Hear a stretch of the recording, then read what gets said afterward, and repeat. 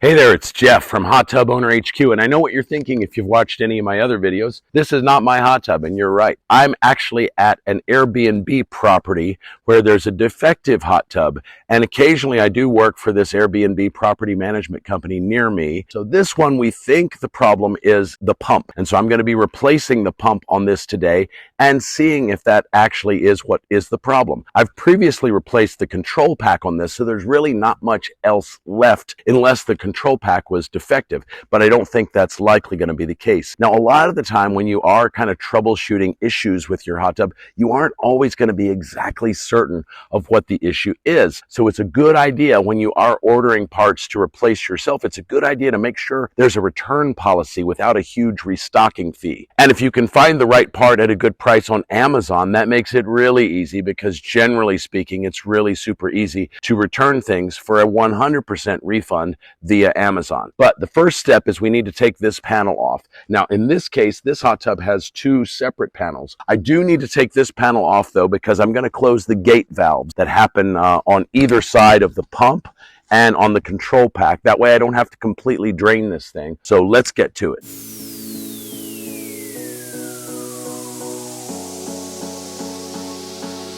Okay, so as you see, this is the pump right here. The gate valve actually is already closed, and it's worth pointing out that I had previously cut the power to this hot tub so that I didn't have to worry about any electricity. So always make sure you flip the breaker off at the disconnect box before you do any of this kind of work. So the first step is going to be to remove the union fittings. I already have that one open, as you see down there, because I had previously, like I said, worked on the control pack. And when I was troubleshooting the pump at the time, I knew I'd probably be replacing it, so I just left it disconnected. I do need to disconnect this one as well. And then we'll start to remove the electrical component from the control pack there. Okay, so the way these union fittings work is they are in two halves, as you see here. And then there's also screws that hold the two halves together. So it can unscrew, because this is threaded and this is threaded, or you can just unscrew the screws and pull the two halves apart. And then there's also a rubber gasket in here that kind of looks like this. And if the new pump has new gaskets, we absolutely want to replace these because these can wear out very easily. I can't shift this PVC pipe too much, so the next step is going to be to loosen these bolts down here and then disconnect the electrical from the control pack as well. Now, the biggest issue with disconnecting the pump from the wood is there's bolts here, which you see, and those are fairly easy to get to, but there's a very good chance there are the same bolts on the other side back here where I not only can't really see, but I also don't really have a ton of clearance either. So that could be a little bit problematic. The electrical component should be very easy to do. It should just be a plug that we unplug from the control pack, but we'll deal with that in a second. It's also worth pointing out there's a ground wire right here that's just kind of screwed into the back here. Chances are the new pump will have this same fitting. So all I need to do now is loosen this screw, which looks to be a flathead probably, and pull that wire out and kind of set it aside for the moment, and then we'll reconnect it to the new pump in a minute. Now, I do know from feeling back behind here that there's one screw on the backside, not two. So I guess that's the good news, but it is a bolt the same as the front two. So I'm going to have to kind of reach around there with these pliers, try and find the bolt, and hope there's no snakes hiding. Kidding. I'm assuming the bolt is the same size as this one. I'm going to see if I have a nut driver that fits this, which would be a lot easier than using the pliers. Okay, I do indeed have the right size of nut driver. If you're not familiar, a nut driver kind of looks like a screwdriver, but with this end on the end. So it's perfect for tightening or loosening bolts that are hard to get to. So I'm just gonna reach around there with this and hope that that works. It's a little tricky because it's kind of under the pump to a degree, which is rounded, makes it slightly challenging to get to, but it feels like it's turning. I'm going to check it with my hand now to see if it is indeed. Yes, it is coming up. So this is working. Definitely easier than trying to reach back there with the pliers.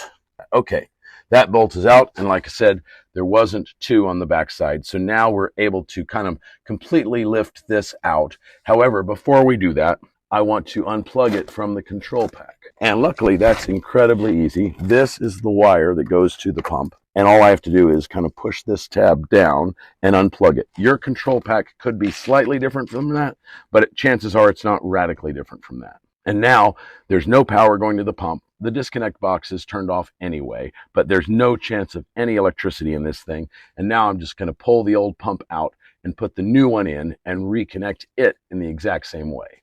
Now, removing the old pump is not the most exciting thing in the world, but I am going to show it to you because, as I mentioned earlier, there's not a lot of play with this pipe. In other words, if I push it up too far, I risk cracking it because this is hard PVC. But I also need to be able to remove this pump from here and put the new one in its place. And there's not a lot of different ways that I can go about doing that. So for starters, I'm going to kind of pull the cord through and get as much of that out of the way as possible. And then I'm probably going to turn the pump on its side, because it does have this thing that protrudes on the top. And then I should be able to just kind of slide this out. There is a little bit of water in the pump that I see pouring out, but not going to be much since we had it disconnected on both ends, and that was disconnected for a while. All right, now the pump is completely gone. You see, this thing that it was sitting on, this is made of rubber. And this is basically to kind of like do a little bit of noise prevention, essentially, like keep the vibration to a minimum. It's still kind of loud though. So we're going to keep this here and use that with the new pump, unless it comes with a new one, in which case we'll put the new one in, absolutely. Okay, so a couple of things to note. First of all, the new pump, this is the new one here, the new pump does not come with the cord to connect to the control pack. So I'm going to have to remove the original cord from the old pump and wire it up to this one. And then I can plug it in. And I also noticed that instead of coming with this style of O-ring, which is what I'm used to, it comes with two of these. So I'm going to see how these work. I've literally never seen this kind before, and I've done this kind of work a lot. So I've never seen one like this. I'm assuming it'll work just fine since it's coming from the manufacturer, but we're going to have to take a look and see. So the first thing I'm going to do is hook the electrical cord up to this one and first remove it from the original one. All right, so here you see the old pump. The cord is underneath this little panel here, so a couple of flathead screws hold that in place. I'm going to remove that, and once I'm convinced the new pump is working just fine, this old pump is just going to go in the trash. But for now, I'm going to set aside all of the parts just in case I find myself in need of them for some reason.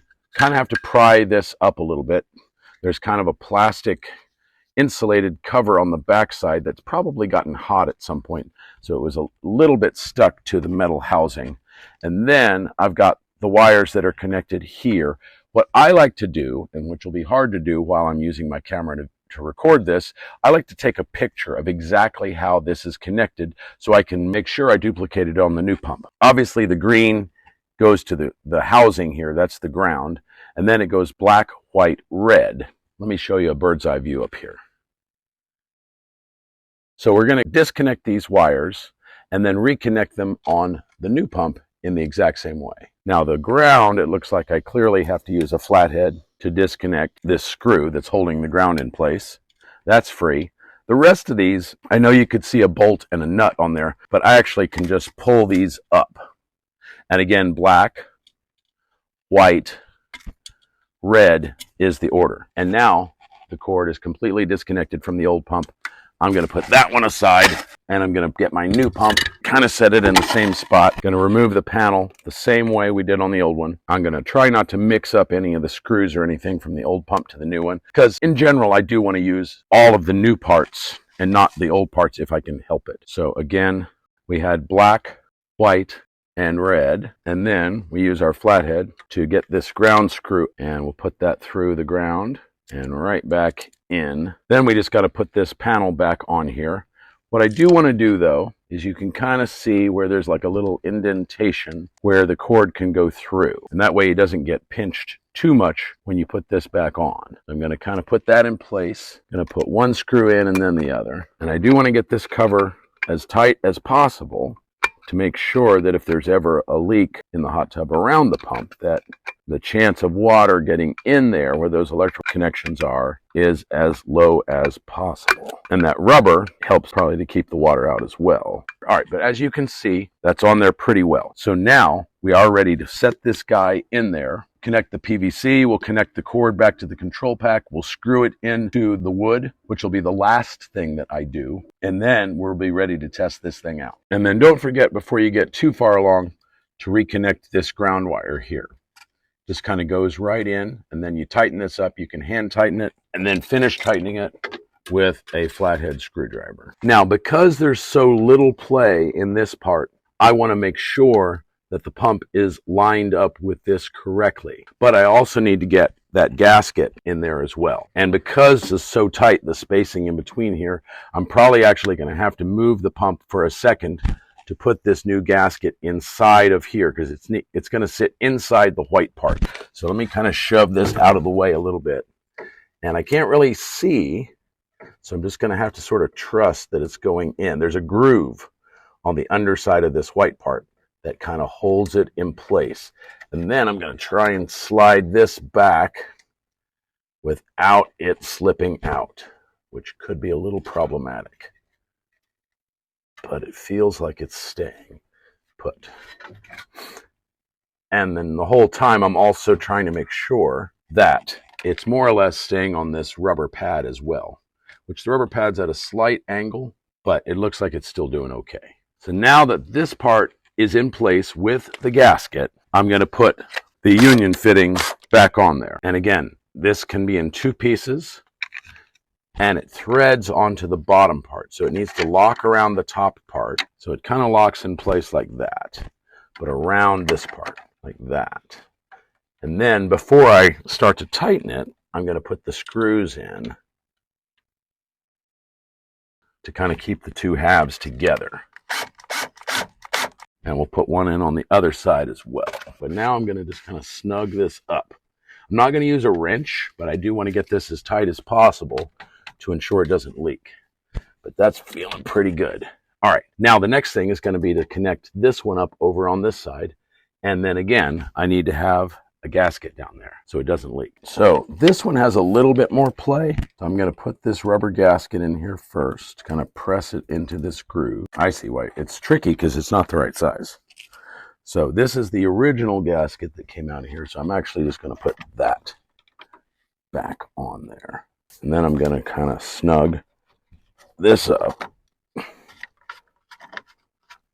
and begin to hand tighten.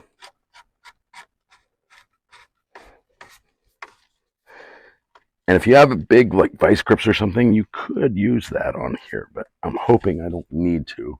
But we will test it for leaks in a minute. Now, the next thing I want to do is go ahead and plug this thing into the control pack. But as you know, that's going to be super easy. Here's the cord that we connected to the new pump.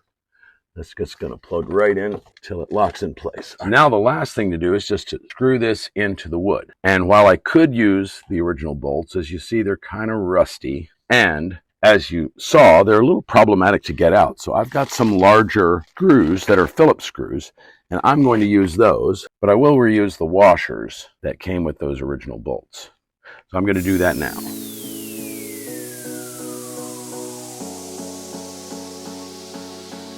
All right, that's pretty solid.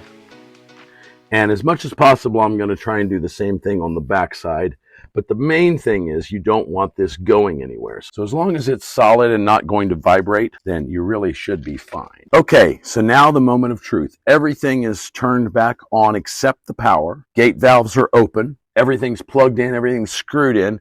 Now I'm going to turn the power on.